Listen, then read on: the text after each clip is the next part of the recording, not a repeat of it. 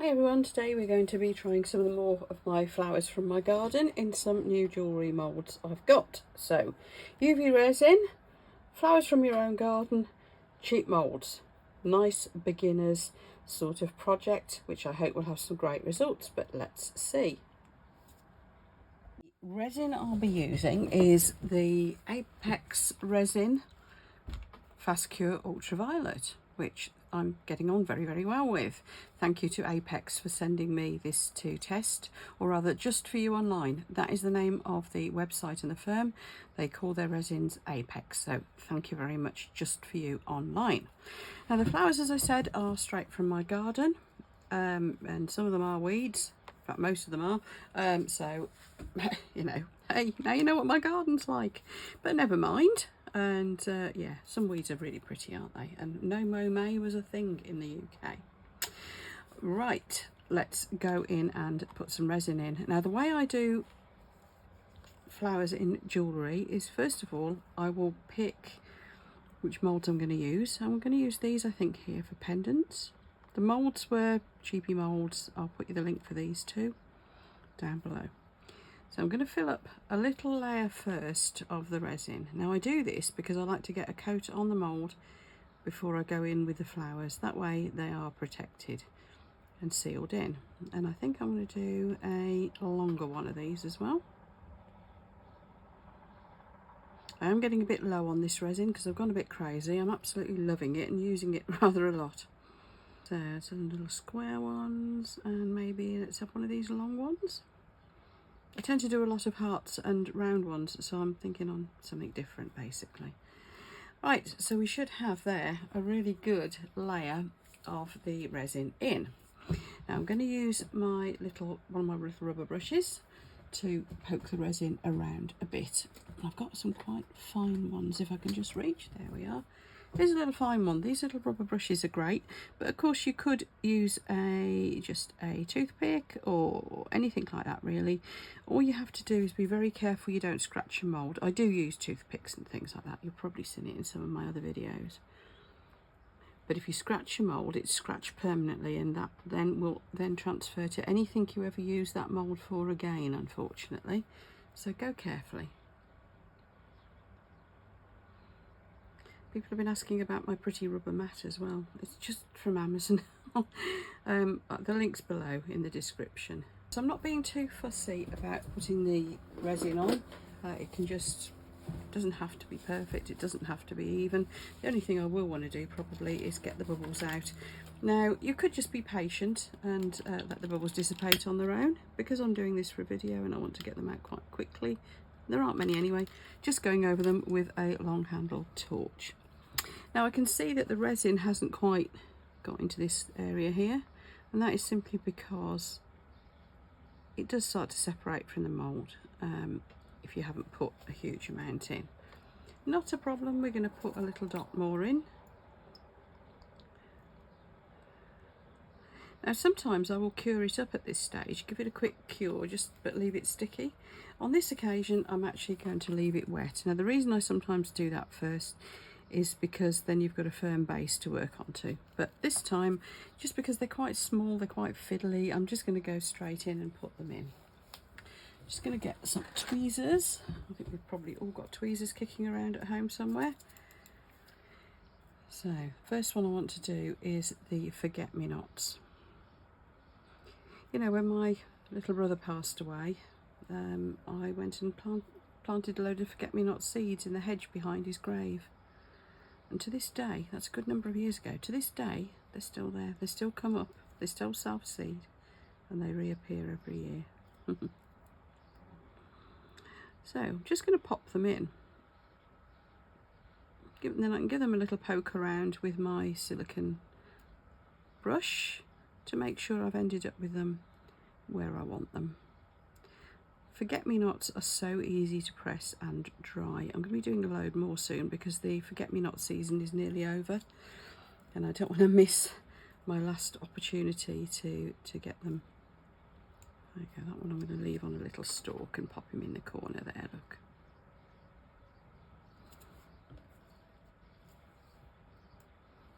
I think tweezers are a bit of a must for this sort of thing, aren't they? People have been asking if I'm going to put the forget-me-nots in my shop. Well, you can already get forget-me-nots on Amazon, eBay, probably even get them on Temu. I don't know. They're already out there. The only thing I did think was, though, that people might like to have them on stalks because you can then handle them easier. So I might go ahead and get them into my store. I don't know. Might have to be next spring now, though. It depends how many are still left. I need to go out and have a look, really.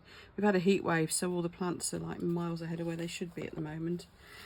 Okay, so there's our little forget-me-nots. These little bits are quite sweet as well. You see that there's little bits where the flowers were? You can use those as well if you want. That's from where those particular stalks have finished flowering. Right, the next ones we're going to do are these. These are actually weeds, would you believe?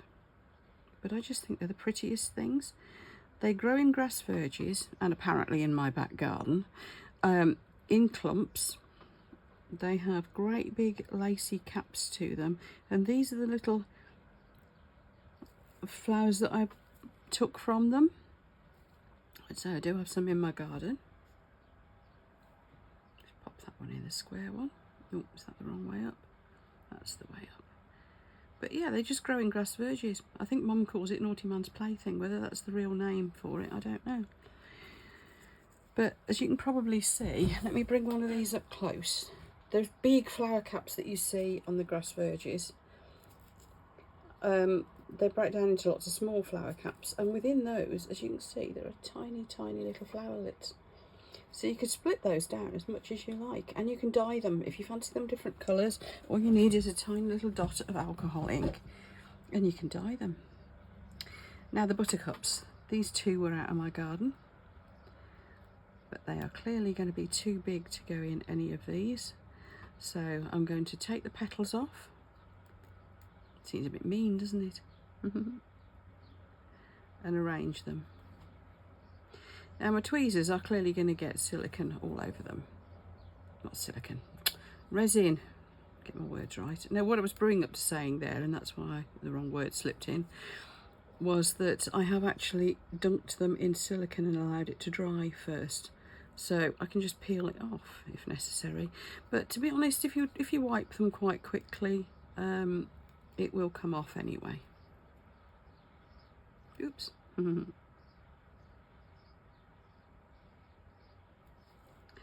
we go, and let's have another one here. I'm just going to pop a couple more little buttercup leaves. That's almost made a heart, hasn't it? And let's pop one. Actually, I'm trying to turn my hand upside down. Let's turn the mould upside down. Let's pop another one there. Now I was going to do something with my bonsai leaves again. They are real. My maples really do produce leaves this small and smaller. And a lot of people have been asking me about these. So yeah, I am going to get them into my shop. Now let's do a round one. I think that will lend itself to the shape of the leaf well. Now what you'll notice is I've picked things here that don't lose their colour. Some flowers discolour horribly when you put them into resin. The ones I've chosen here don't. So my tip to you is experiment depending on what you're going to be putting them in. And if you're going to be putting them in resin particularly, do try and see what happens when you do. Because some will... This looks like a marijuana leaf, doesn't it? Slightly concerned about that. It's not, it's a Japanese maple. Acer palmatum. This is. I've got a few variants of Acer palmatum.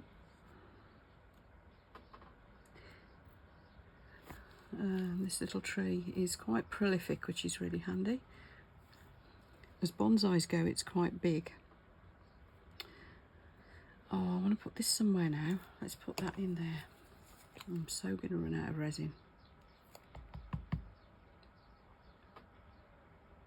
You can, of course, switch brands partway through. As long as the first lot is completely cured, then it shouldn't be a problem.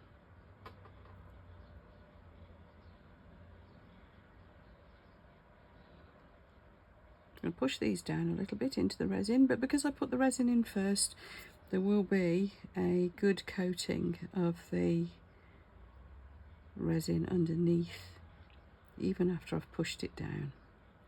Right, as you can see, that little leaf has curled itself up at the edge. So I am going to have a little bit sticking up unless I can push him down somehow. Oh, there you go, it's pushed down, we're okay. I can always trim it off afterwards if it starts to stick out again. And maybe I'll put, because obviously you can go as crazy with this as you want, you can put as many flowers in as you want. Now again, I could be trimming these down to fit, but I'm going to try and tuck them in. And there we go.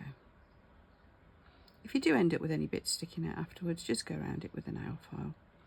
So that's going to be a little bit of a slightly messy one, but hey, I think that's okay. Now, at the bottom of it though, I think it wants a little bit of something, so I'm going to break off a couple of the little flowerlets. God, this is where it gets fiddly.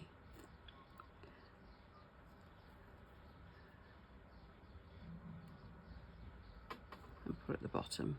There we go.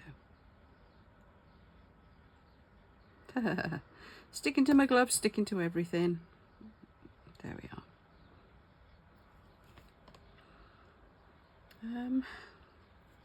Maybe I'll do that in this one too.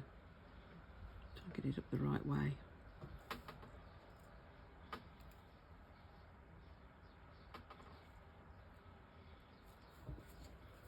Yeah, there we go. I'm going to leave it at that because there's a danger of overdoing it.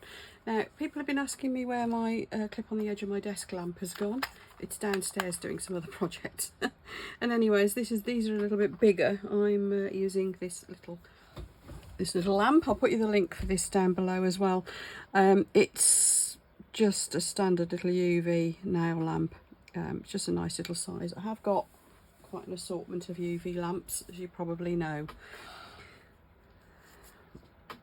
So yeah, see which ones suit you. I'm finding different ones for different projects basically is the way to go.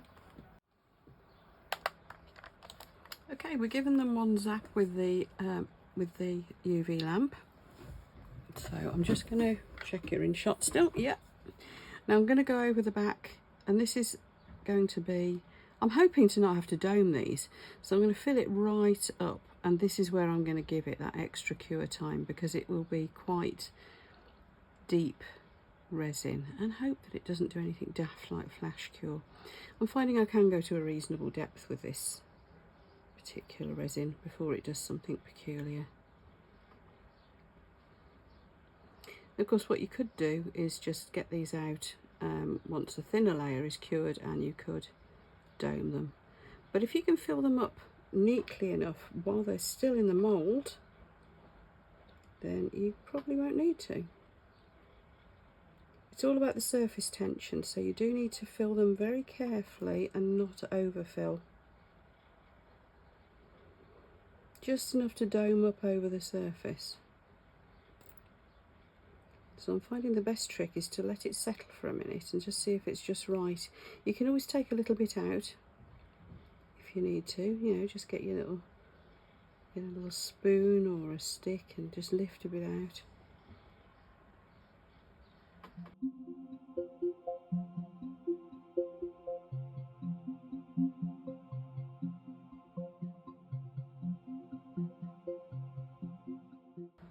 I've just about got enough resin to do this. There we go.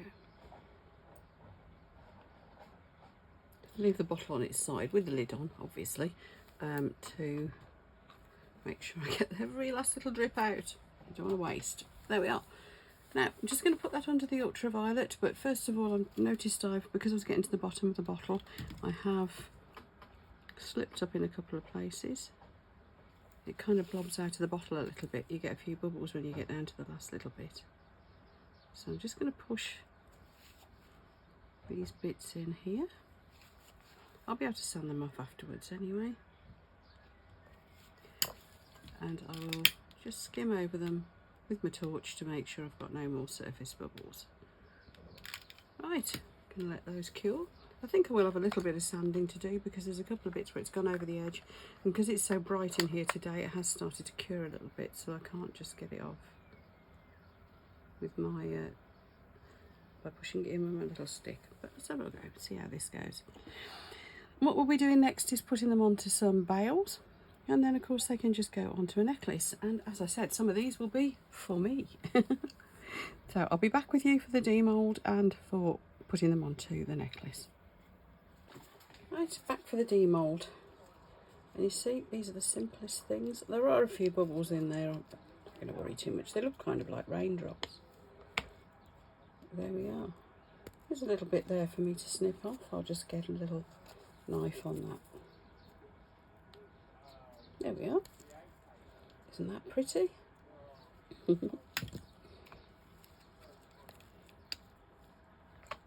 Same again there. I did get a couple of little bits over the edges. I think next time I do this, I'll consciously leave the bubbles in. I mean, I'll get it to create bubbles. This resin's pretty bubble free, really. I mean, I used the last dregs out of the bottle, and therefore I did get a few bubbles.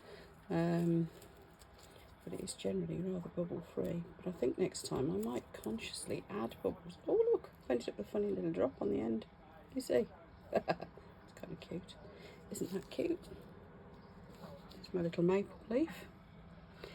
But yeah, no, I was just thinking, they look like raindrops. The one or two that are still left in there, and that's kind of sweet. I like it.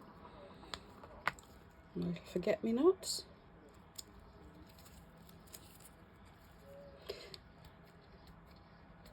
Now, what I will do is let these sit for a little while, just to let any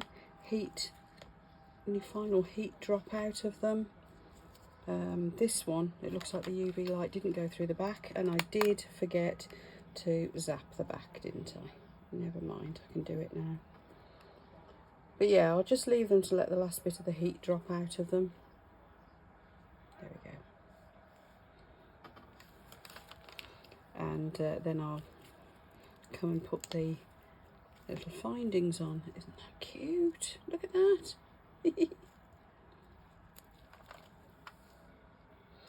Yeah, wish I'd remembered to zap them from the back. Let's zap these last couple. The reason I say do them from the back is because the ultraviolet light must have been blocked by the flowers, and I completely forgot. I normally do this, or I stand them on a mirror on one or the other while they're curing, just to make sure we've got a bit of light gone right the way through. Okay, this one's got a little drop on the corner too, and I think I must have just pushed my luck slightly too much with the depth of this resin. Probably going forward, I would suggest do it in 2 layers, that top coat. However, as I said, this one's probably for me, so I don't mind, and I could always stick something nice on that corner, a little embellishment of some sort maybe. You can see it's just a bit weird on that corner. The flowers have gone lovely. The reason that's happened, by the way, is just because it's a hot day here. I put too much resin in, which made it heat up too much, and it's bubbled. It's as simple as that. Isn't that cute? Right, so I'm going to let them cool down and sort of settle for a bit, and then we'll be back to put the findings on them. Okay folks, let's get some bits fitted onto these to make them into jewellery. Jewellery parts are what we call findings. Now these are pinch bales. Got to be one of the easiest to use.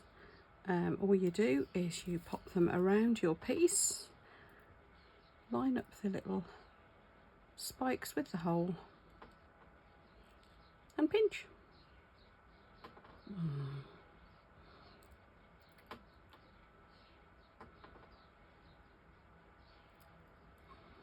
And there we go, simple as that.